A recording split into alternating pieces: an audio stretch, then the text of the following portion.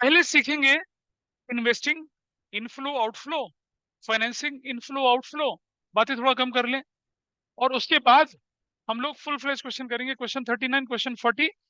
और आपको फुल, और उसके बाद मेरा टारगेट रहेगा आज ट्रीटमेंट ऑफ टैक्स और ट्रीटमेंट ऑफ डिविडेंड को पूरा करना। और आपकी क्लास तो you know very religious type of class, तो ये लोग कर ही लेते हैं। दूसरी जगह पे मुझे बहुत मेहनत करनी पड़ती है पढ़ाने के लिए, ऑन द रिकॉर्ड में भी बोल रहा हूँ। देखेंगे उसको। क्या स्क्रीन पर ये डॉक्यूमेंट दिख रहा है जो मैंने शेयर किया? चलिए यस आप लोग सर। फटाफट से पहुंच जाइए पेज नंबर 4 पे। पेज नंबर 4 पे पहुंचिए भाई सब लोग, पेज नंबर 4, नोट्स का पेज नंबर 4। नोट्स का पेज नंबर 4 निकाल लीजिए।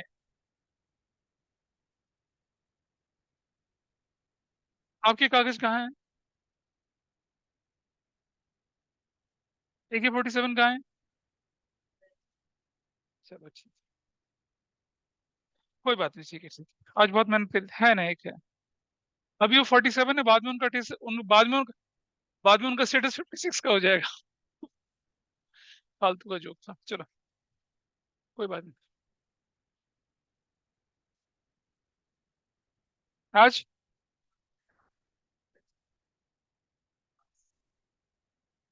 है,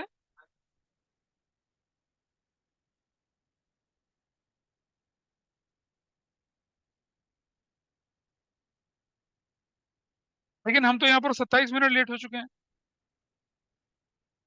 17। देखिए नोट्स को, सबसे पहले लिखते हैं हम लोग क्या, प्लस यानी कि इनफ्लो, और नीचे की तरफ लिखते हैं आउटफ्लो। ये उतना कॉम्प्लेक्स नहीं है जितना कॉम्प्लेक्स आपका क्या होता है, ऑपरेटिंग एक्टिविटी होता है। उतना कॉम्प्लेक्स है, सिंपल सा साधारण सा है। देखिए, अगर आपके पास पैसा आया तो कैसे आएगा?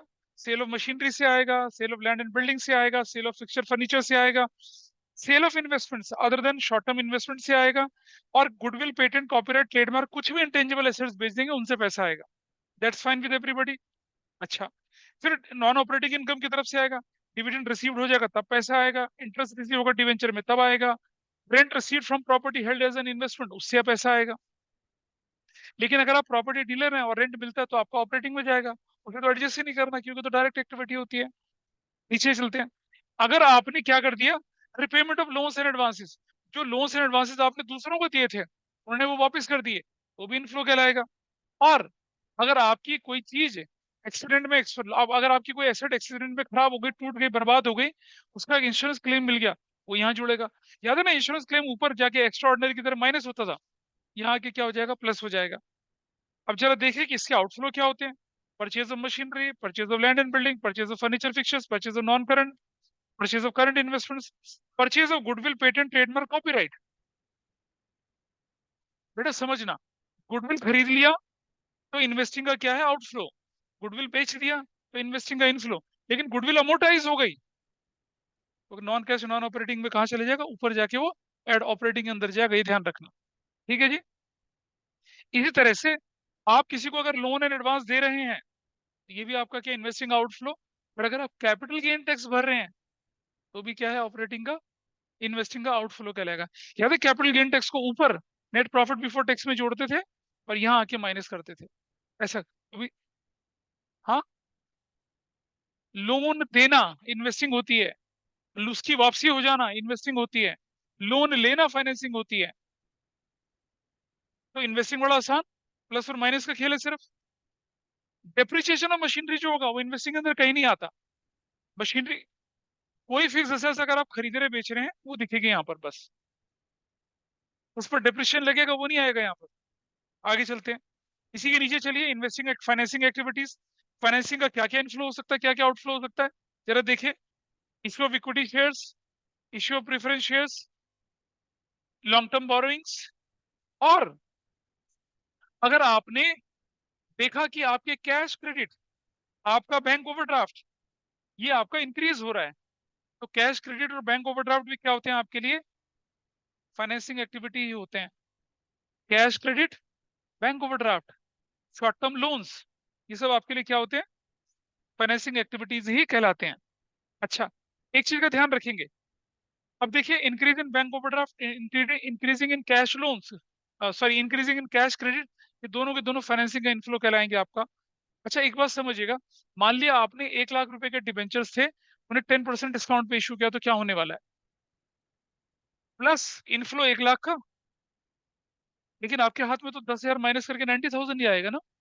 दो तरह से प्रेजेंट कर सकते हैं, 1 lakh minus 10,000, 90,000 is net flow, या फिर इनफ्लो दिखा देंगे 1 लाख का, आउटफ्लो दिखाएंगे कितने का, 10,000 का, ऐसा करके डिस्काउंट। लेकिन ज्यादा अच्छा रहता है कि नेट इफेक्ट दिखाएं, क्योंकि आपने 1 लाख के debenture issue.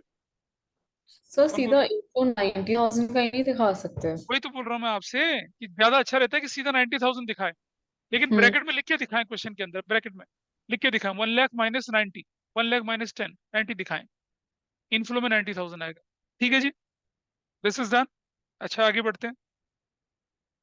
Payment, redemption of debenture, redemption of preference shares, redemption of long term borrowing, payment होती है। Interim dividend paid, final dividend paid, interest paid, ठीक है। Payment of share issue expenses and underwriting commission, ये भी outflow है, और ये भी एक्स्ट्राऑर्डिनरी की तरह है। Buyback of equity share extraordinary, ये भी आउटफ्लो। और डिविडेंड टैक्स, ये भी आउटफ्लो। इनफ्लो आउटफ्लो हमने थ्योरी के टाइम पे भी पढ़े थे, इनफ्लो आउटफ्लो कैसे प्रेजेंट करता है ये भी हमने पढ़ लिया। ठीक, अब आपको पता चल गया ऑपरेटिंग, इन्वेस्टिंग, फाइनेंसिंग तीनों का हिसाब किताब। चलिए अब करते हैं question number 39 solve, page number 4.108 आपकी टेक्स्ट बुक का। And let us start. देखिए कि कितना आसान होता है सॉल्व करना। मैं अपने पेज को दो हिस्सों में बांट रहा हूँ, आप आप अपने पेज के हिसाब से काम करेंगे। सबसे पहले लिख रहा हूं यहां पर मैं, cash flow statement as per accounting standard 3 revised, ऐसे लिखना है आपने। इस तरह से आपको इसको लेके चलना है।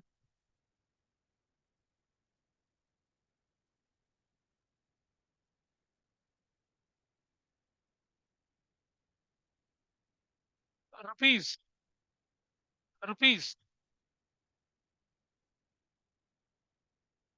पर्टिकुलर्स, ये लेके चले गए हम लोग इसको।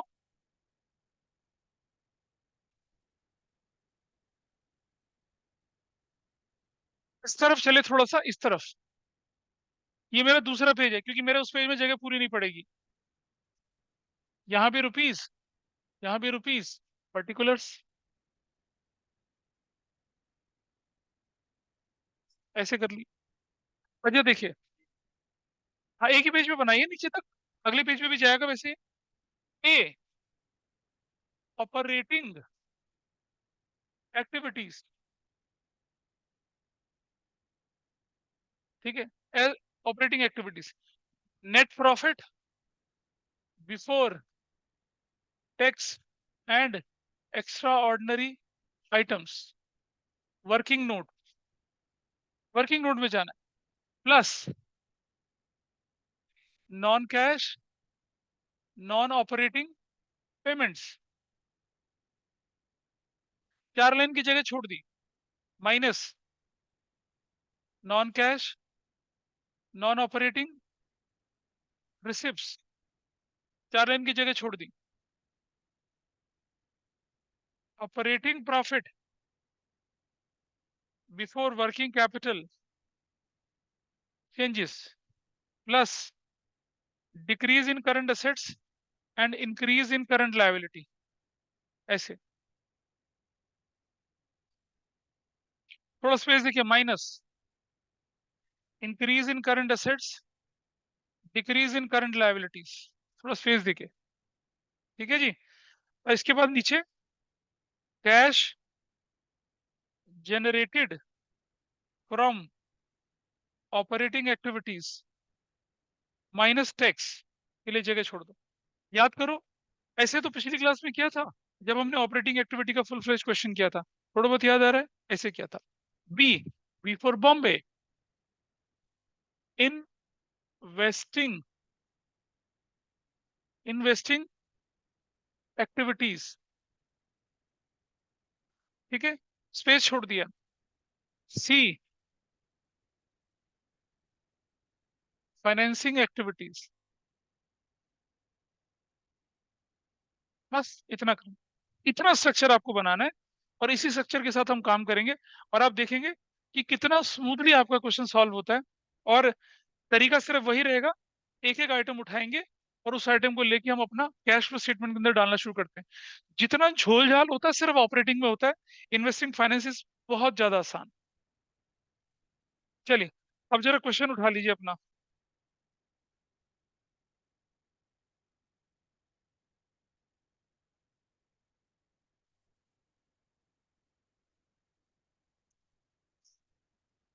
उठा लीजिए क्वेश्चन फटाफट से।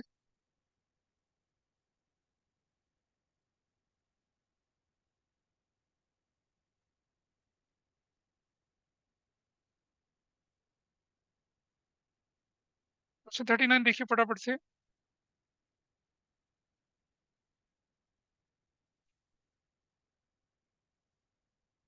क्या इन्वेस्टिंग के नीचे कौन सी हेडिंग बनेगी, बताओ तो जरा मुझे। कहाँ? वो तो समझाने के लिए डालिए ना, जब क्वेश्चन सॉल्व करेंगे, इतने क्वेश्चन में इतनी सारी चीजें थोड़ी आती हैं।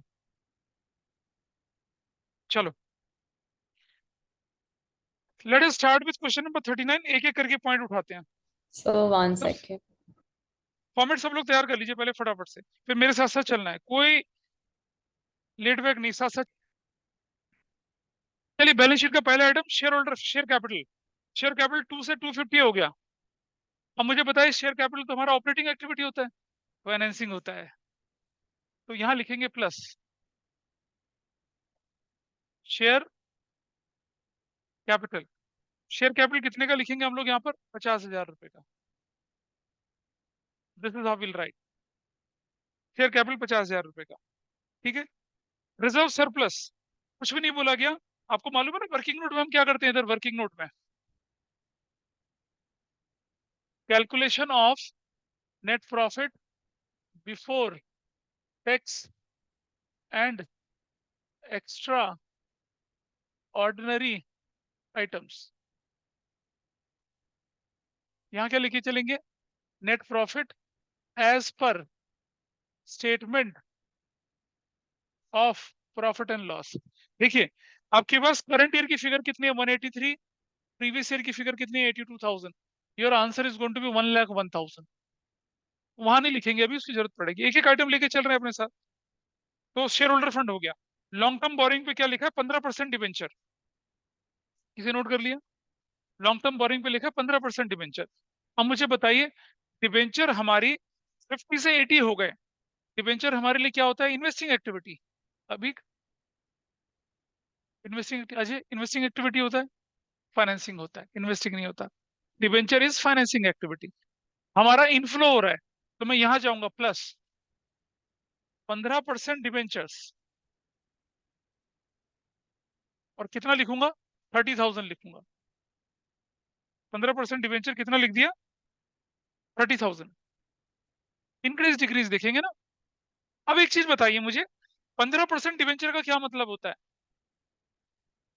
15% इंटरेस्ट है। अब क्वेश्चन में इंटरेस्ट तो दे नहीं रखा। तो याद है बचपन में हम पढ़ते थे इम्प्लाइड एडजस्टमेंट। इम्प्लाइड एडजस्टमेंट मतलब वो एडजस्टमेंट जो होती नहीं, लेकिन उन्हें करना पड़ता है। अब एक सवाल उठता है कि जो डिबेंचर पे इंटरेस्ट दोगे, वो आप ओपनिंग वैल्यू पे दोगे या क्लोजिंग वैल्यू पे दोगे? बताइए किस पे दोगे? हमारे पास कोई क्लैरिटी नहीं है। तो अगर हमारे पास कोई क्लैरिटी नहीं है, पहला तरीका कि आप हमेशा ओपनिंग वैल्यू पे दीजिए। दूसरा तरीका, आप देखिए इंटरेस्ट किस पर कम पड़ेगा, 50 पे इंटरेस्ट कम पड़ेगा या 80 पे इंटरेस्ट कम पड़ेगा? 50। ठीक है, तो उसके लिए क्या नोट लगाना पड़ेगा? प्लीज अंडरस्टैंड दिस फैक्ट कि अगर, देखिए जरा ध्यान से समझना, 31 मार्च 23, 31 मार्च 22, 15% डिबेंचर्स, ये 80,000 रुपीज के, ये 50,000 रुपीज के। अगर मैं ये मान के चलूं कि डिबेंचर साल के शुरू में इशू हुए, तो साल के शुरू में 50 से 80 हो गए, तो इंटरेस्ट किस पे कैलकुलेट होगा? क्लोजिंग वैल्यू पर। If debentures are issued at the beginning of the year, then interest will be calculated on closing value. Agree करते हो? नहीं। साल के शुरू में डिबेंचर 50 थे, साल के शुरू में 50 बनकर 80 हो गए, तो इंटरेस्ट किस पे दूंगा? 80 पे तो दूंगा। तो अगर डिबेंचर इशू होता साल के बिगिनिंग में, तो इंटरेस्ट कैलकुलेट होगा क्लोजिंग वैल्यू पर। लेकिन अगर डिबेंचर इशू होता है साल के एंड में, तो इंटरेस्ट किस पे कैलकुलेट होगा? ओपनिंग वैल्यू पर। भाई साल भर 50 था, साल के आखिर में 80 हो गया, इंटरेस्ट किस पे दूंगा मैं? 50 पे दूंगा ना। तो सिंपल सा रूल है, if debentures are issued at the beginning of the year, then interest will be calculated on closing value, and if they are issued at the end of the year, then it will be calculated on the which value? Opening value. मैं ना इसीलिए मैं कहता हूँ कि जब मैं बता रहा होता तो उससे ध्यान से सुनना चाहिए। जब मैंने बोलना शुरू करा उसके कम से कम 20-30 सेकंड तक तुम पता नहीं क्या लिख रही थी नोटबुक में, तो तुमने सुना नहीं ना मेरी बात को तब। और मैंने वही बोला जो तुमने क्वेश्चन का जब उससे पहले मैंने बोला जब कुछ ना बोला जाए, it is your assumption what you take. तो आपकी पहली अजम्पशन ये होनी चाहिए कि ओपनिंग वैल्यू पे लगा दो। नहीं मन करता, आपको लगता है ये तो ज्यादा हो जाएगा, तो आपकी अजम्पशन ये होनी चाहिए कि कम से कम इंटरेस्ट किस पे देना पड़ेगा, इस पर या इस पर? इस पर। तो अगर मुझे इस पर इंटरेस्ट देना तो मैं मान के चलूंगा क्या, तब मैं अजम्पशन लगाऊंगा कि it has been assumed debentures are issued at the end of the financial year. तो अगर एंड पे लगाया तो ओपनिंग पे इंटरेस्ट लगेगा। लेकिन अगर मुझे इससे कोई फर्क नहीं पड़ता, या मान लो क्वेश्चन में बोल दिया कि debentures are issued at the beginning of the year, तो क्या होगा? तो अब हम क्या करेंगे, क्लोजिंग वैल्यू पे इंटरेस्ट लगाएंगे। अभी मैं अजम्पशन क्या लेके चल रहा हूँ कि debentures are issued at the end of the financial year, इसलिए हमने किस पे इंटरेस्ट दे दिया? ओपनिंग वैल्यू पर। अब मुझे बताइए ओपनिंग वैल्यू पे इंटरेस्ट कितना बनता है? 15% ऑफ 50,000 7,500 बनता है, minus interest on 15% debentures 7,500। Everybody is okay with this? मुझे बताइए इंटरेस्ट की जो पेमेंट है वो तो फाइनेंसिंग एक्टिविटी है, प्रॉफिट में से माइनस हुआ होगा, तो मुझे इधर आना पड़ेगा यहाँ प्लस इंटरेस्ट ऑन 15% डिबेंचर्स। अब की बार मुझे क्या करना है, आउटर, इनर नहीं, इनर मोस्ट कॉलम में डालना है सिर्फ ऑपरेटिंग के लिए। पहले हम ऑपरेटिंग में क्या करते थे, ये और ये वाला कॉलम यूज करते थे ना, अब ऐसा नहीं करेंगे। अब ये और ये तीनों कॉलम यूज करेंगे हम लोग। तो जैसे बोलता हूँ वैसे करते जाइए, आपको पता चलेगा मैंने क्यों किया ऐसा। स्कूल में ऐसे नहीं, स्कूल में ये दोनों यूज करें, थोड़ा सा फर्क है मेरे में। क्यों? क्योंकि कैलकुलेशन आसान हो आपकी, और टीचर के लिए पेपर चेकिंग आसान हो, इसलिए मैं करता हूँ ऐसा। तो दिस पार्ट इज डन। ये आपने सर देखा है? अगर अगर एडजस्टमेंट होगी तो दो जगह जाएगी। हाँ क्या बोली बताओ? आपने interest on 15% debenture financing activity में माइनस करा है एंड ऑपरेटिंग में प्लस किया है to nullify the effect, right? हाँ बिल्कुल वही होता है, होता तो ओके। वही है ना। हम्म। ठीक है। ठीक है जी। और अजम्पशन क्या लगा दी कि इट हैज बीन अज्यूम कि interest debenture are issued at the end of the financial year. लिख देना नोट पे कहीं नीचे, it has been assume debentures are, note लिख दीजिए नीचे कहीं पर, नोट्स इधर इधर सबसे नीचे यहाँ पेज के नीचे यहाँ, इट हैज बीन अज्यूम्ड कि debentures are 15% debentures were issued at the end of the financial year. ठीक है, दैट इज 31 मार्च 2023। ऐसा कर लिए। चलो अब क्वेश्चन में आगे बढ़ते हैं थोड़ा सा। नाउ लॉन्ग टर्म बोरिंग्स हो चुका है आपके पास, अब I current liabilities. Current liability में ट्रेड पेबल आ गए। ट्रेड पेबल बढ़ रहे हैं घट रहे हैं बताइए? ट्रेड पेबल, क्वेश्चन देखो यार, ट्रेड पेबल इंक्रीज हो रहा है डिक्रीज हो रहा है? बढ़ रहा है। तो ट्रेड पेबल का बढ़ना इधर प्लस, अरे बढ़ रहा है trade payable, increase in current liability. Trade payable current liability होती है, डिक्रीज में क्यों डालूंगा मैं? ट्रेड पेबल्स कितने के? 40,000 के, ऐसे रख दिया, 40,000 डाल दिया। अगला आइटम बढ़िया, नेक्स्ट आइटम। करंट लायबिलिटी क्या हो रही है? डिक्रीज हो रही है। अदर करंट डिक्रीज हो रही है, तो कहाँ जाएंगे? नीचे जाएंगे, माइनस अदर करंट लायबिलिटीज। कितने से डिक्रीज हो रही है बताइए? What is the value? 8,000 bracket में। हम क्या कर रहे हैं, आइटम वाइज आइटम चल रहे हैं। बाकी तरफ बच्चे क्या करते हैं पता है, पहले पूरा क्वेश्चन पढ़ के पहले ऑपरेटिंग निकालते हैं फिर investing. There is no need, you can simply place the items, क्योंकि आपका स्केलेटन बना हुआ है। और ये प्रॉपर्टी प्लांट इक्विपमेंट पे non cash non operating payment थी ना, इसलिए गया। एडजस्टमेंट तो दो ही जगह जाएगा ना, बचपन में पढ़ते आए हो आप। ये इम्प्लाइड एडजस्टमेंट थी। देखिए, बैलेंस शीट या स्टेटमेंट ऑफ प्रॉफिट लॉस का आइटम एक ही जगह जाता है, और एडजस्टमेंट दो जगह जाती है। तो ये इम्प्लाइड एडजस्टमेंट थी। 7,500 का इंटरेस्ट कहीं दे ही नहीं रखा था। अगर वो बैलेंस शीट में गिवन होता तो मैं क्या करता, सिर्फ फाइनेंसिंग का आउटफ्लो बोलता। ठीक है, और अगर, लेकिन एक बात समझिए, अगर इंटरेस्ट पे कर दिया आपने तो क्या करा, वो प्रॉफिट से तो पे किया होगा। तो प्रॉफिट से पे करने का मतलब ये नॉन ऑपरेटिंग एक्टिविटी है, तो उसे एड बैक भी तो करेंगे, इसलिए ऐसा करा। उधर माइनस ऊपर प्लस, इफेक्ट ही नलीफाई कर रहे हैं और क्या कर रहे हैं। कैश फ्लो स्टेटमेंट तो एनालिसिस है। जब सिर्फ डिवेंचर लिखा रहेगा, परसेंटेज नहीं लिखी होगी तब। अगर लिखा है सिर्फ डिवेंचर्स, सिर्फ लॉन्ग टर्म बोरिंग, इंटरेस्ट नहीं दे रखा, 10% लॉन्ग टर्म बोरिंग इंटरेस्ट लगना है, 15% इंटरेस्ट है, 10% डिवेंचर इंटरेस्ट लगना है, ऐसे होगा। ठीक है जी, चलो आगे बढ़े, लेट्स मूव फर्दर। अब क्वेश्चन में क्या दिखा आपके सामने देखिए, 1,17,000 से बढ़कर कितने होगा, 274। प्रॉपर्टी प्लांट इक्विपमेंट का बढ़ना मतलब इन्वेस्टिंग का आउटफ्लो, कितना कितना बताइए, कितना outflow, minus property plant and equipment, कितना बताइए, what is the value.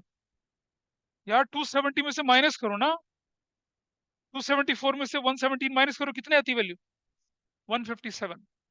157, put that in bracket, bracket में डाल दीजिए उससे, आउटफ्लो था। इसी तरह से नॉन करेंट इन्वेस्टमेंट की वैल्यू क्या हो गई है, बढ़ गई है, कितने से, 13,000 से, 13,000 से, minus non current investments, non current investment कितने का, 13,000, ब्रैकेट में क्योंकि माइनस करना है ना, इससे नेगेटिव फिगर है।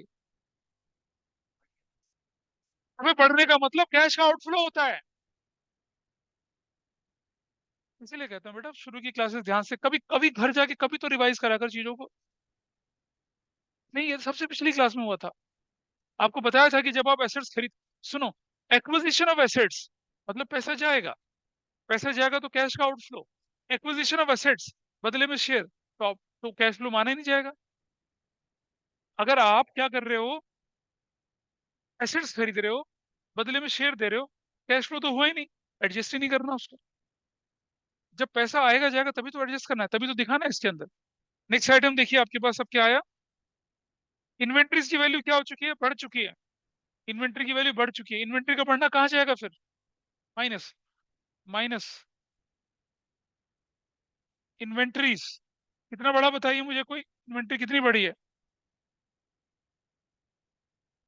इन्वेंट्रीज की वैल्यू कितनी बड़ी, हमारा ह्यूमन कैलकुलेटर अजय बाबा बताइए, हाँ, 56,000, ब्रैकेट में रख लीजिए। नेक्स्ट वैल्यू देखिए कितना है, ट्रेड रिसीवेबल्स, ये घट गए हैं, तो ट्रेड रिसीवेबल का घटना प्लस ट्रेड रिसीवेबल्स, कितना घट चुके हैं बताइए, 38,000। चलो और चलते हैं आगे, कैश एंड कैश इक्विवेलेंट को भी हाथ नहीं लगाएंगे, ये अनाथ बच्चे हैं जिनको सबसे बाद में उनके घर पहुंचाएंगे। अच्छा अब मुझे बताइए क्वेश्चन में कोई एडजस्टमेंट छूट गया, कोई आइटम छूटा, कुछ नहीं छूटा, सारे आइटम तो लिख लिया ना हमने। अब ये कितना था, 1,01,000 ही है आपके पास नेट प्रॉफिट, ना प्रोविजन है, ना कुछ टैक्स है, ना कुछ है, कुछ भी नहीं है, तो मैं सीधा सीधा एज इट इज फिगर यहाँ लिखूंगा, 1,01,000, कैश 7,500 यहाँ लिखूंगा, ये वैल्यू नील हो जाएगी, तो टोटल करिए कितना आएगा, 0,058, 1,08,500, इसका टोटल करिए कितना आता है, 78,000, इसका टोटल करिए कितना आता है, 58,64,000, ब्रैकेट में। ठीक है, कितनी वैल्यू आई बताइए आपको, हाँ, 1,22,500, टैक्स कितना था, नील, टैक्स नील है, आफ्टर टैक्स कितना आ जाएगा, 1,222,500, इसको डबल लाइन से क्लोज कर देंगे। ये मेरा पॉजिटिव है नेगेटिव है, तो क्या लिखूंगा, कैश, अरे flow from From operating activities. Operating activities, ऐसे लिखूंगा। अगर ये नेगेटिव होता तो क्या लिखता, cash used in operating activities, बस। अब ये इसको आउटर कॉलम में डाल दीजिए, यहाँ 122,500 आउटर कॉलम, आउटर कॉलम मैंने बनाया इसलिए, उसमें सिर्फ ऑपरेटिंग इन्वेस्टिंग फाइनेंसिंग और कैश इक्विवेलेंट डालेंगे बस। इसका टोटल करिए कितना आता है बताइए, दिस टोटल इज 0,0,0,170 नेगेटिव में, क्या बोलूंगा इसको मैं, कैश, क्या बोलूंगा, cash used in investing activities, कितना, 1,70,000, ऐसे करके बोलूंगा। इसका टोटल करिए कितना आता है देखिए, 0,057,87,500, ये लिखूंगा। हाँ,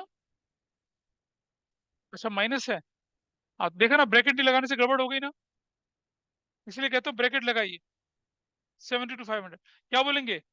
cash flow from financing activities, ऐसा, इसे बाहर लिख दीजिए 70 to 500।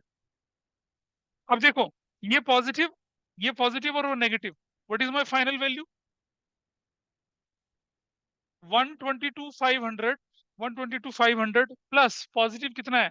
72,500, 000, 5, 2,05,000, 2 लाख नहीं, 195। हाँ, माइनस कर दिया इसमें से कितना, 170। तो ये जो है 25,000 पॉजिटिव फिगर है नेगेटिव फिगर है, बताइए। 25,000 इज व्हाट? पॉजिटिव। अगर पॉजिटिव होगा तो क्या बोलेंगे?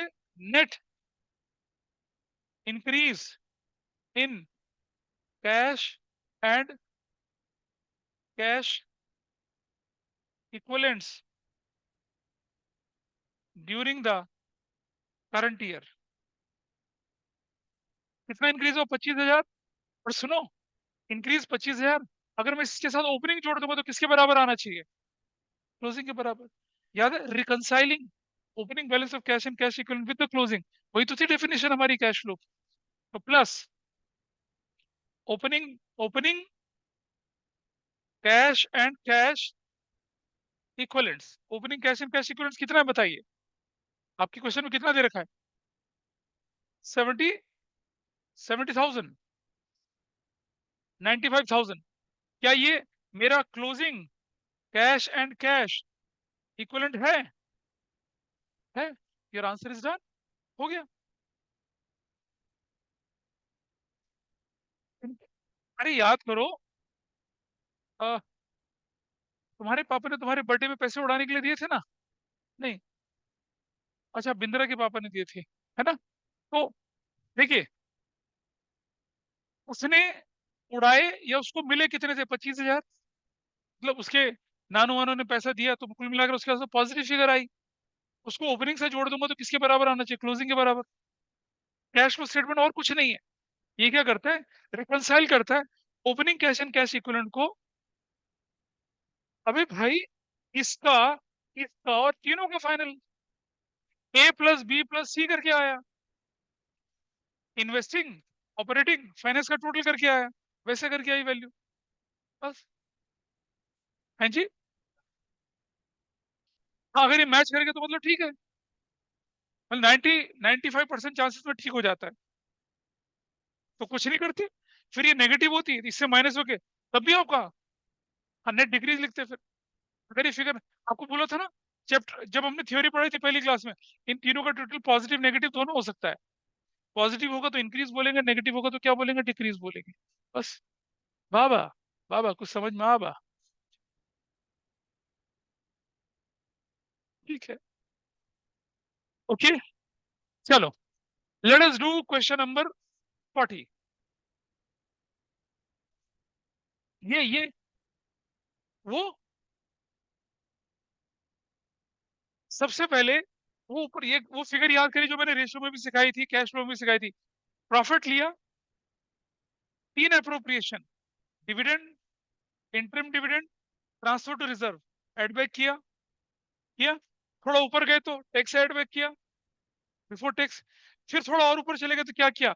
Non cash non operating payment plus करी, non cash non operating receive minus करी, और पहुंच गई। ये फिगर यही होती है, वही तो है।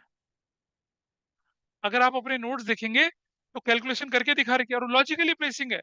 पहले प्रपोज डिविडेंड जोड़ा, इंटरिम डिविडेंड जोड़ा, ट्रांसफर टू रिजर्व जोड़ा, टैक्स जोड़ा, रिफंड ऑफ टैक्स माइनस किया।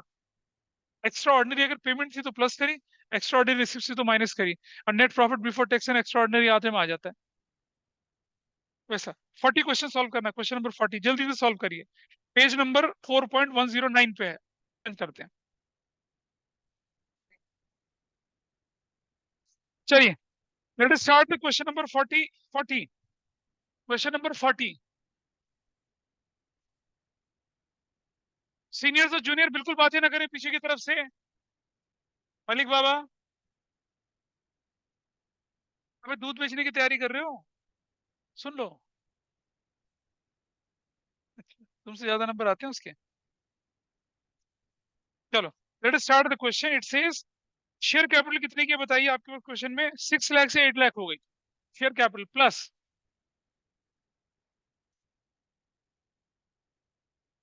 That value is 2 lakh.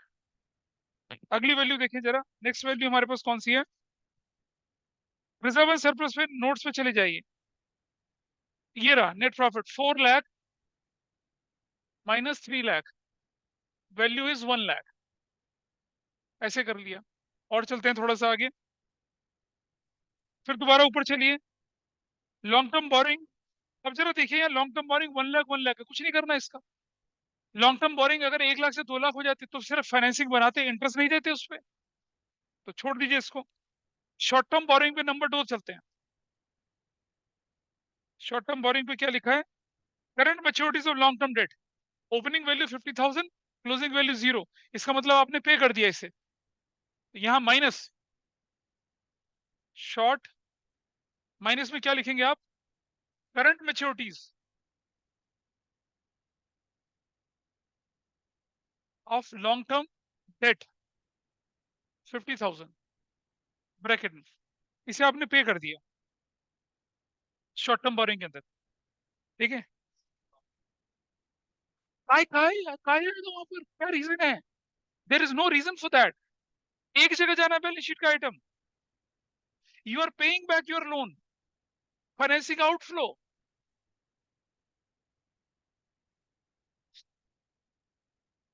Borrowing का मतलब करंट लायबिलिटी करंट एसेट्स की तरह नहीं है। बोरोइंग का मतलब any item which changes the size and composition of borrowing and equity is financing. Definition पढ़िए, बिल्कुल आएगी, शॉर्ट टर्म बोरोइंग भी आएगी। नोट्स का पहला पेज खोल के देखिए क्या बताया था। Cash credit, bank overdraft, short term, ये सब क्या है? फाइनेंसिंग बनेंगे, इन्हें करंट लायबिलिटी की तरह ट्रीट नहीं करेंगे। ठीक है, तो कहा ना कि शुरू की क्लासेस नोट्स पढ़िए, क्लास में बैठिए आलू की बोरी की तरह और सो जाइए, ऐसा नहीं करना। Chandra, trade payables, trade payable पे क्या लिखा है? 48,000 कम हो गया, ये है आपके पास, ये करंट लायबिलिटी। ट्रेड पेबल की वैल्यू का माइनस ट्रेड पेबल्स, बताइए कितने का? 8,000 ब्रैकेट में। थोड़ा और आगे चलते हैं। प्रॉपर्टी प्लांट इक्विपमेंट बढ़ गया, यहाँ minus property plant and equipment, वो तो कर तो दिया वहां पर। 850 माइनस 560 कितना होता है? 290। अच्छा, कई बार क्वेश्चन में क्या होता है कि प्रॉपर्टी प्लांट इक्विपमेंट डिक्रीज हो रहे होते हैं, तो अब हम क्या माने? डिक्रीज हो रहे हैं तो इन्हें डेप्रिसिएशन माने या सेल्स माने? इसके लिए समझिएगा, आपके कंपनीज एक्ट में कोई बाइफर्केशन नहीं है, लेकिन इनकम टैक्स एक्ट क्या कहता है कि मैक्सिमम डेप्रिसिएशन आप अगर कमर्शियल व्हीकल है तो 30% लगा सकते हैं, कमर्शियल प्रॉपर्टी नॉर्मल पे 20%। तो नॉर्मल 20% अगर आप अगर डिक्रीज होता है तो उसे डिप्रिशिएशन की कैटेगरी में डालना, उसके बियॉन्ड जाता है तो सेल मान लेना। नहीं तो फिर देखो, ऐसा नहीं कर सकते ना, मैंने बोला ना 20% तक डिक्रीज अगर होता है, 20 या उससे कम, तो उसे डिप्रिशिएशन मान लेना। लेकिन उसके बियॉन्ड जाता है तो उसको सेल मान लेना, नोट लिखना लेकिन, तो उसका सेल ही मानेंगे। लैंड अगर डिक्रीज हो रहा है तो उसे हमेशा सेल मानेंगे, उसे डिप्रिशिएट थोड़ी मानेंगे। पता चला तुम अजय ने प्लॉट खरीदा ग्रेटर नोएडा में, और वो 10 साल बाद वो गायब हो गया, वहां एक बड़ा गड्ढा है, ऐसा थोड़ी होगा। लेकिन वो गड्ढा भी इसी का रहेगा ना फिर। लैंड पे आप हमेशा सेल बोलेंगे, डेप्रिसिएशन नहीं बोलेंगे। लेकिन आपके क्वेश्चन में इस तरह की एम्बिग्युइटी वाले क्वेश्चंस नहीं आते हैं। आगे बढ़ते हैं। नॉन करंट इन्वेस्टमेंट की वैल्यू कितनी बढ़ गई?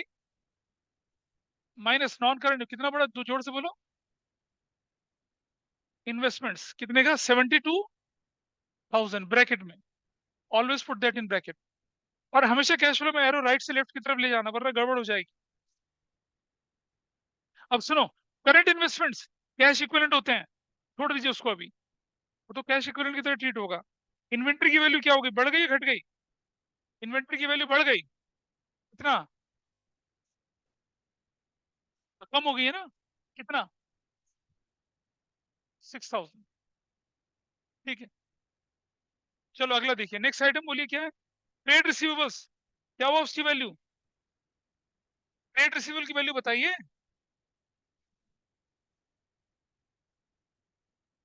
डिक्रीज, ट्रेड रिसीवेबल्स की वैल्यू कितनी हुई? 54,000। और लास्ट आइटम कैश इक्विवेलेंट ही है, क्वेश्चन खत्म। Last item cash equivalent, question खत्म। चलिए, ये 1 लाख लिखा है यहाँ पर, ये वैल्यू नील आ गई, ये भी वैल्यू नील आ गई, कितना आ गया? 1 लाख। ये वैल्यू कितनी आई? 60,000। ये वैल्यू कितनी आई? 8,000। ब्रैकेट में कितना आया? 160, 152। टैक्स नील, टैक्स की वैल्यू भी नील है। टोटल कितना हो गया? 152। Cash flow from operating activity कितना आ गया? 1,52,000। क्या चीज? हाँ बेटा, current investment cash and cash equivalent माना जाता है। इधर चलिए, ये वाली value, what is this value? 0,002 से 362 ब्रैकेट में, क्या बोलेंगे इस तरफ? Cash used in investing activities 3,62,000। ऐसे टोटल करिए, कितना है ये? 1,50,000 ब्रैकेट में, 150 यहाँ लिखिए ब्रैकेट में।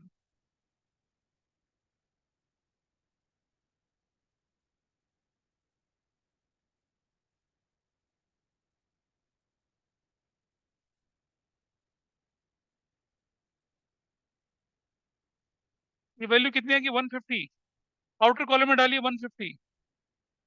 अब मुझे बताइए, टोटल देखिए कितना?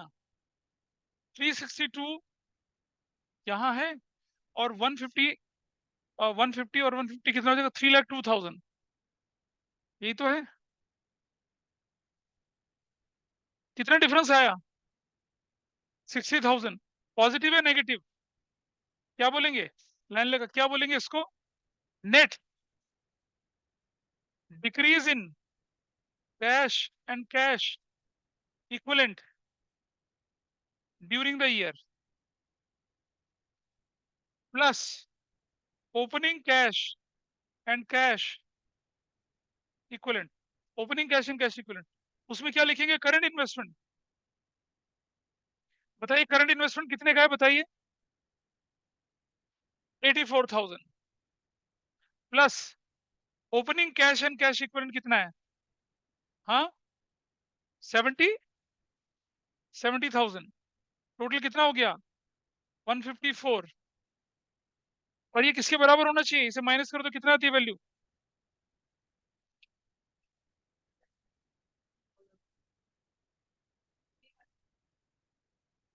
ओपनिंग करंट इन्वेस्टमेंट कितना है? 84 किसने लिखवाया? इसने बोला यहाँ से? क्यों भाई? माइनस माइनस में ओरिजिनल वैल्यू बोलो, ओपनिंग कितना है? 1। और फिर ये कैश एंड कैश इक्विवेलेंट कितना? ओपनिंग 70। टोटल कितना हो जाएगा? 2,04,000। 2,04,000। अब इसमें से ये माइनस करो, कितनी वैल्यू आती है? कितनी आती है? 144। अब देखते हैं 144 है या नहीं है। Closing cash and cash equivalents, closing, बताइए क्या? करंट इन्वेस्टमेंट्स कितने के हैं, बताइए? अरे क्लोजिंग करंट इन्वेस्टमेंट कितने के हैं? तो बोलो तो यार, कमाल कर रहे हो। कितने के? और cash and cash equivalent closing कितने के हैं? 94,000 के। तो क्या ये वैल्यू मैच कर रही है? मैच कर रही है। Your answer is done, that's your answer. तो कैश फ्लो क्या है? Reconciling opening balance of cash and cash equivalent with the closing balance from the information given operating investing financing in the form of positive या negative figure, ऐसा करके हम करते हैं। Question number 40 भी हो गया। आप देख रहे हैं, विदाउट एडजस्टमेंट क्वेश्चन इस तरह से होते हैं, इसे नोट करें। अब हम क्या करेंगे? सबसे पहले टैक्स का ट्रीटमेंट, फिर करते हैं डिविडेंड का ट्रीटमेंट, और उसके बाद करेंगे किसका, डेप्रिसिएशन का ट्रीटमेंट। चलिए इसको नोट कर लिया, देन आई स्टार्ट। चलिए सबसे पहले लेके चलते ट्रीटमेंट ऑफ टैक्स। सिंपल सा, अगर income tax paid during the year लिखा हुआ है तो बिफोर टैक्स जाने के लिए क्या करिए, उसे ऐड बैक करिए net profit before tax extra ordinary में, और नीचे कैश जनरेटेड फ्रॉम ऑपरेशन से माइनस करिए। ऊपर प्लस नीचे माइनस, इफेक्ट नलीफाई हो जाता है। क्लियर है? ऊपर कहा net profit before tax extra ordinary में, वहां प्लस करना है। नीचे कहा कैश जनरेटेड फ्रॉम ऑपरेशन से टैक्स माइनस करना होता है, वहां बोलना है कुछ क्या? You want to say something? आगे बढ़ते हैं। केस टू, केस टू देखिए बेटा, नोट्स देख लो ना, पेज नंबर 8 पे, हम 8 पे लेफ्ट हैंड साइड, ऑनलाइन में दिख रहा है सबको ये? Yes sir. चले, ओ निमिषा, दैट्स गुड, मुझे लगा नहीं है आज भी। आपके सामने इनकम टैक्स पेड है, कैपिटल गेन टैक्स पेड है, और डिविडेंड टैक्स पेड है। तो कैसे सॉल्व करेंगे देखा, देखिए। सबसे पहले ऑपरेटिंग में income tax, capital gain, dividend tax तीनों को जोड़ देंगे बिफोर एक्स्ट्रा ऑर्डिनरी निकालने के लिए, बिफोर टैक्स निकालने के लिए। अरे जो बोल रहा हूँ वो सुन ले, इतना जरूरी थोड़ा ही है। अपने नोट्स कहाँ है तुम्हारे? निकालिए अपने नोट्स।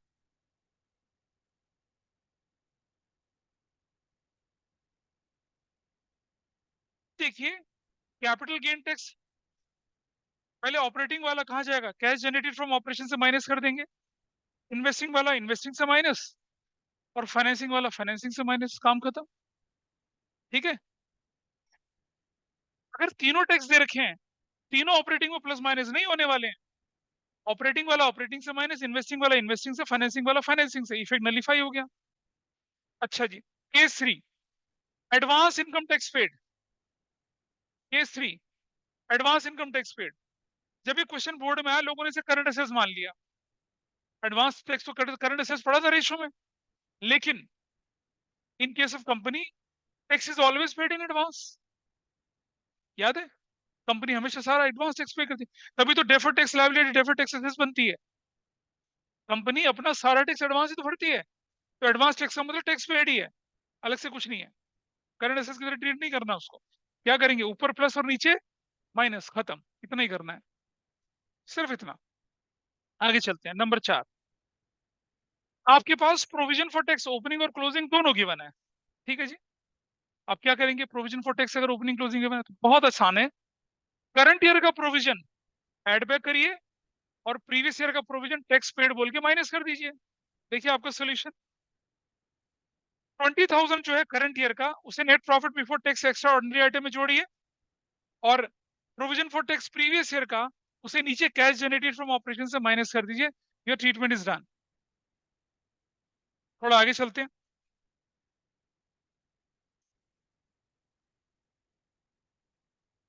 हाँ तब आप टैक्स मान के चल सकते हैं उसको, हाँ मान लीजिए उसको, और कोई चांस बनता नहीं है। अब आइए जरा देखिए प्रोविजन फॉर टैक्स अकाउंट कैसे। फोर्थ केस फिर से बताओ। कौन सा वाला? फोर्थ केस वो समझ नहीं आया। पिछले साल का प्रोविजन, अच्छा प्रोविजन फॉर टैक्स में कभी इंक्रीज डिक्रीज नहीं देखते हैं। पिछले साल का प्रोविजन है, पूरा पे हो जाएगा। इस साल का प्रोविजन है, प्रॉफिट में जुड़ जाएगा, क्योंकि इस साल जो प्रॉफिट बनाया, इस साल जो प्रॉफिट बनाया होगा, प्रॉफिट से तो निकाल के बनाया होगा। पिछले साल और जो टैक्स की पेमेंट है वो तो पिछले साल के प्रोविजन से हो गई। तो सुनो, हाँ माइनस टैक्स ही लिखेंगे। 20,000 की फिगर जो आपको दिख रही है, ये नेट प्रॉफिट बिफोर टैक्स में ऊपर जोड़ देंगे, और 15,000 की फिगर है, टैक्स पेड में माइनस कर देंगे, खत्म। इतना करना है। Is that okay with you और नॉट? Yes sir. चलिए अब जरा देखिए प्रोविजन फॉर टैक्स अकाउंट कैसे बनता है। ये कब होता है, जब तक हम दो हैं तब तक कोई परेशानी नहीं है, जब हम तीन हो जाते हैं परेशानियां बढ़ जाती हैं। That is realise by every parent, है ना? ये 4 हो जाते हैं, ये 5 हो जाते हैं, कई जगह पे तो 12-12 हो जाते हैं। ठीक है? क्यों ना एथिक? 12 इस सेंस में, तुम तुम्हारे भाई बहन कजन वजन सब मिला के पापा सबको एक ही मानते हैं, है ना? और फिर कजन से कंपैरिजन होता है नैतिक, अब वो कितना, वो कहाँ नैतिक, कहाँ कहाँ नहीं, यहाँ यहाँ यहाँ यहाँ। चलो आइए देखिए, provision for tax account. Provision for tax account is basically a liability. Credit side, debit side. Rupees, particulars. Rupees, particulars. ये बैलेंस बीडी होती है. ये बैलेंस बीडी है. ये क्या है? Opening balance. जो साल के शुरू में. कौन सा वाला? प्रीवियस ईयर का. यहां लिखते हैं. ये है बैलेंस सीडी. कौन सा वाला? करंट ईयर का बैलेंस. Closing balance. ऐसे. अब सुनो, अगर आपने टैक्स पे किया, अगर आपने टैक्स पे किया तो प्रोविजन बढ़ेगा या घटेगा? घटेगा. भाई साहब बड़ा बता रहे हैं. बैंक, बैंक बोलकर टैक्स पेड होगा. बैंक बोलकर टैक्स पेड होगा. इधर अक्सर ये और ये है. तो क्या निकल आएगी बैलेंसिंग फिगर आपकी? उसको बोलेंगे क्या? Statement of profit and loss, provision for tax made. तो आपको दो चीज कंसिडर करनी है, प्रोविजन मेड और टैक्स पेड. प्रोविजन मेड कहाँ जुड़ता है? Net profit before tax extra ordinary में जुड़ता है. टैक्स पेड कहाँ होता है? कैश जनरेटेड फ्रॉम ऑपरेशन से माइनस हो जाता है. Got it? हाँ जी. अब सुनो, ये और ये यूजलेस फिगर है. मैं जवाब दूंगा, अभी पता चलेगा, रुक जाओ. ये फिगर जो होती है इसे ऊपर जोड़ेंगे और इस फिगर को नीचे माइनस करेंगे. अब तुम्हारा क्वेश्चन क्या था? What- कौन सा? ना, देयर इज नो नीड. ये जैसे है वैसे ही है. अब मैं आपको एक क्वेश्चन करके दिखा रहा हूँ आपके नोट्स का. केस नंबर 5 देखिए फटाफट से. Case number 5. प्रीवियस ईयर का बैलेंस है 20,000. करंट ईयर का बैलेंस है 30,000. ठीक है जी. तो और टैक्स पेड है 5,000. आइए देखिए कैसे किया. ये बैलेंस कितना है? 20,000. ये बैलेंस कितना है? 25,000. टैक्स पेड कितना है? 5,000. ऐसा 2025 और 2030 है. See the balance 2030. तो दिस बैलेंस इज व्हाट? 30,000. अच्छा, अब देखिए जरा ध्यान से. ये 35,000 हो गया, ये 35,000 हो गया. तो कितना निकल आया? 15,000. इसको बोलते हैं हम लोग बैलेंसिंग फिगर. और ना ये वैल्यू का यूज है, ना ये वैल्यू का कोई यूज है. यूज किसका है? इसका. प्रोविजन मेड और टैक्स पेड. खत्म. कितना करना होता है? इधर रुके. Provision made and tax paid, ये तो निकालना होता है इससे. This illustration is okay with everybody? बोलिए, पता चला कुछ? ठीक है. नोट करने की जरूरत है, नोट्स में दे रखा है आराम से. एक और इलस्ट्रेशन देखते हैं. क्या ऑनलाइन में एवरीबॉडी क्लियर? कनिष्का, नंदिनी, कुछ समझ में आ रहा है या ऊपर से निकल रहा है? सहज, माहेश्वरी, आप बताइए. आ रहा है समझ. अच्छा अच्छा, देखते हैं. Yes sir. चलिए नेक्स्ट देखिए. केस 6 देखिए. फिर से 20, फिर से 30 दे रखा है केस 6 में. फिर से 20, फिर से 30 दे रखा है. चलो मान लिया हमने. आपको क्या गिवन है? ये 20 गिवन है, 30 गिवन है. अब की बार आपके क्वेश्चन में क्या गिवन है? प्रोविजन मेड कितना बोला हुआ है? What is provision made? हाँ, 20,000. तो कितना हो गया? 40,000 हो गया. कितना हो गया? 40,000 हो गया. डिफरेंस कितना आ गया? 10,000. अब की बार टैक्स पेड निकल आया. कितना आसान. अगर तीन फिगर दे रखे तो चौथे निकाल ही सकते हैं आप लोग. ओपनिंग क्लोजिंग प्रोविजन मेड तो tax paid, opening closing tax paid तो प्रोविजन मेड निकल आएगा. इजी. क्लियर है? चलिए, अब चलते हैं केस नंबर 6 पर. छोटा सा केस है, ज्यादा नहीं है. 6 केस. 7th है, चलो 7th. 7th और 8 दोनों पेज को साथ साथ देख के चलेंगे तब समझ में आएगा ये. हाँ. Profit before tax minus tax 90,000. Current year provision for tax कितने का दे रखा? 90,000 का. 7th 8 दोनों पेज देखो ना बेटा, नीचे की तरफ.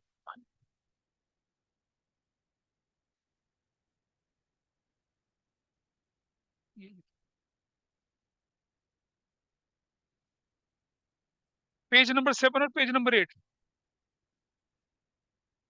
केस नहीं बेटा, पेज 7 और 8 दोनों को मिला के चलेंगे. स्क्रीन पे दिख रहा होगा सबको. जो statement of profit and loss में प्रोविजन दे रखा है वो करंट ईयर का प्रोविजन है. बेटा नोट्स देख लो ना, करंट ईयर का प्रोविजन है. अच्छा, तो देखिए, करंट ईयर का प्रोविजन 90,000, प्रीवियस ईयर का provision 80,000। Everybody is okay with this? हाँ है ना? अच्छा, refund of tax. Refund of tax देखिए आप, पिछले साल का 5,000, इस साल का रिफंड ऑफ टैक्स 7,000। अब मुझे ये बताइए, प्रोविजन करंट ईयर का 90,000 तो समझ में आ गया है, ठीक है, ऊपर जुड़ने की फिगर आ गई। टैक्स पेड 80,000 है, ये भी समझ में आ गया। रिफंड ऑफ टैक्स में 5,000 लूंगा या 7,000 लूंगा, ये बताइए। 5,000 लेंगे? बोलिए, 7,000 लेंगे, 5,000 लेंगे? डाउट है, कैसे क्लियर करते हैं? जो करंट ईयर में रिफंड आया ना, वो फिगर लेंगे। करंट ईयर का रिफंड कितना? 7,000। तो जो करंट ईयर की पेमेंट है 80,000, उसमें से 7,000 माइनस करेंगे तो फाइनल पेमेंट हो जाएगी 73,000। तो जब मैं 80 से 7,000 के रिफंड माइनस करूंगा तब बनता है नेट ऑफ रिफंड। याद है मैंने फॉर्मेट में नेट ऑफ रिफंड लिखा था, वो है नेट ऑफ रिफंड। तो चलो देखिए, सोल्यूशन देखिए आपके सामने नीचे क्या है। 90,000 करंट ईयर का प्रोविजन जोड़ दिया ऊपर, 80,000, अच्छा 7,000 का रिफंड माइनस कर दिया ऊपर ही। रिफंड ऑफ टैक्स तो माइनस होता है ना पहले, फिर नीचे आए, डिडक्ट 80,000 में से 7,000 का रिफंड माइनस करके 73,000 डिडक्ट कर दिया, and your treatment is done. तो रिफंड ऑफ ट्रीटमेंट का, रिफंड इस तरह से ट्रीट होता है। नेट ऑफ रिफंड का मतलब ये होता है जो आप बताया आपके सामने। क्यों बेटा, क्या हो गया पीछे? नहीं निकल रहा ऊपर से, मन नहीं कर रहा, नहीं आ रहा, कोई ट्रीटमेंट नहीं है। वो तो 5,000 पिछले साल का रिफंड, उसका कोई मतलब नहीं। लोग 5,000 को ले लेते हैं, वो बोलते हैं पिछले साल का प्रोविजन, तो पिछले साल का रिफंड ले लो। नहीं भाई, पिछले साल का प्रोविजन, इस साल का रिफंड, और ये रिफंड 80 में से ही आया होगा। वो 5,000 है, उससे पिछले साल से आया होगा, ऐसे। तो फाइनल पेमेंट कितने की है? 73,000। चलिए डिविडेंड, ट्रीटमेंट ऑफ डिविडेंड जल्दी से ले लेते हैं, बहुत आसान है। थोड़ा कल की बैच वाली भी ऐसे ही करे थे, 5 मिनट में निकल गए, 5 मिनट, बस 5 मिनट। बहादुर बच्चे, देखिए, dividend paid 5,000, sorry dividend paid 3,000, simple. ऊपर ऐड करना और नीचे माइनस। ऊपर net profit before tax extra ordinary में जोड़ देना, फाइनेंसिंग से माइनस। इजी, हाउ इजी, कितना आसान है देखिए। केस 2, सिंपल सा केस 2, बस देख लो यार, देख लो, थोड़ी सी बात है, हाथ ही निकल के पूछ रह गया थोड़ा सा। जरा देखिए, इक्विटी शेयर 5 से 8 लाख हो गया, इक्विटी शेयर 5 लाख से 8 लाख हो गया, क्लियर है सबको? तो क्या होगा? फाइनेंसिंग का inflow, you can see the answer, 3 lakh लिखा हुआ है। प्रेफरेंस शेयर 2 लाख से 3 लाख हो गया, वो भी लिख दिया 1 लाख। अच्छा, जब कह रहे हैं डिविडेंड पेड 80,000, तो इसमें इक्विटी प्रेफरेंस दोनों डिविडेंड ऐड है, क्लियर है? अगर डिविडेंड पेड लिखा तो इक्विटी प्रेफरेंस दोनों ऐड है। और डिविडेंड पेड को क्या करते हैं? ऐड ऊपर और नीचे फाइनेंसिंग से minus, your treatment is done. देख रहे हैं, ऊपर ऐड कर दिया net profit before tax extra ordinary में, नीचे माइनस कर दिया, हो गया ट्रीटमेंट। अभी नींद आ रही है? चलो आगे देखते हैं, केस 3। फिर दोबारा से देखिए केस 3। इक्विटी शेयर, नोट्स में जाइए, सीधा ऊपर देखने की जरूरत है, नोट्स में जाइए। इक्विटी शेयर 7 से 11 लाख हो गया, इसका मतलब क्या है? फाइनेंसिंग का इनफ्लो, फाइनेंसिंग का इनफ्लो, कोई दिक्कत तो नहीं है। और कह रहे क्या? इंटरिम डिविडेंड 18,000, इसका क्या करेंगे भाई? सुनो, ना ना ना ना ना, कैसी बात कर रहा है? Interim dividend net profit before tax में जोड़ेंगे और फाइनेंसिंग से माइनस। चट मंगनी पट ब्याह, समझाया था, है ना? Propose in same year, paid in the same year, ऊपर प्लस और नीचे ही माइनस, ये भी हो गया। और सुनो, हाँ अब सुनो, प्रपोज डिविडेंड पिछले साल का, प्रपोज डिविडेंड इस साल का, जो इस साल का प्रपोज डिविडेंड है वो है कंटीजेंट लायबिलिटी। जो पिछले साल का प्रपोज डिविडेंड है वही ऊपर ऐड और नीचे माइनस। ऊपर मतलब नेट प्रॉफिट बिफोर टैक्स में प्लस किया, नीचे मतलब फाइनेंसिंग से माइनस। हाँ, इस साल का कुछ नहीं करना, सीधा सॉल्यूशन क्या किया है? सॉल्यूशन देखिए, क्या किया सॉल्यूशन में हमने, देखिए 8,000 जोड़ दिया, इस साल का डिविडेंड 18,000 का इंटरिम जोड़ दिया, net profit before tax extra ordinary में, फाइनेंसिंग में इक्विटी शेयर माइनस प्लस किया, इंटरिम डिविडेंड पे माइनस किया और डिविडेंड माइनस किया। In case of interim dividend, it is treated as dividend proposed as well as paid in the current year. Dividend proposed in the year 31st March 2023, 15,000 will be subject to approval in AGM and will be the part of contingent liability, hence will not be adjusted while preparing cash flow statement. चलो case number 4, अब जरा ध्यान से देखेंगे, equity 5 से 8 लाख हो गई, तो देखिए सॉल्यूशन में फाइनेंसिंग का इनफ्लो, कोई दिक्कत तो नहीं है किसी को? फाइनेंसिंग का इनफ्लो देखिए, नीचे चलते चलिए फाइनेंसिंग के अंदर, प्रेफरेंस शेयर 2 लाख से 3 लाख हो गया, फाइनेंसिंग का इनफ्लो ऐड कर दिया। अच्छा, न्यू इक्विटी शेयर्स वर issued, new equity preference share 1 अप्रैल को इशू हुए थे, तो भाई डिविडेंड किस पे दिया जाएगा? क्लोजिंग वैल्यू पे। डिविडेंड किस पे दिया जाएगा? क्लोजिंग वैल्यू पे, यानी कि 8 लाख और 3 लाख पे। अच्छा, क्वेश्चन में एक लाइन दे रखी है, dividend paid on equity share is 6%। थोड़ा सा रुक जाइए 5 मिनट में, dividend paid on equity share कितना बोला? 6%। तो जब डिविडेंड इक्विटी दे रहे तो प्रेफरेंस को भी एसेंशियली देना पड़ेगा, है ना? प्रेफरेंस पे डिविडेंड कितना है? 12%। देखो दिख रहा है? अरे दिख रहा नहीं दिख रहा? तो चलिए देखिए, 8 लाख का 6%, 48,000, ऊपर ऐड और नीचे minus, everybody is okay with this. और प्रेफरेंस डिविडेंड 3 लाख का 12%, 36,000, ऊपर ऐड और नीचे माइनस, ये भी क्लियर हो गया। जब सिर्फ डिविडेंड लिखा हो तो प्रेफरेंस इक्विटी को अलग से नहीं कैलकुलेट करते हैं, लेकिन जब इक्विटी डिविडेंड है, एसेंशियली प्रेफरेंस डिविडेंड भी देना पड़ेगा। आपने देखा केस नंबर, अगर हाँ प्रेफरेंस अगर सिर्फ डिविडेंड है तो इक्विटी और प्रेफरेंस दोनों मिला के होता है, वो अलग से नहीं करते भाई करके। हाँ, तो प्रेफरेंस का 12% निकालेंगे अलग से, अब तो निकाल।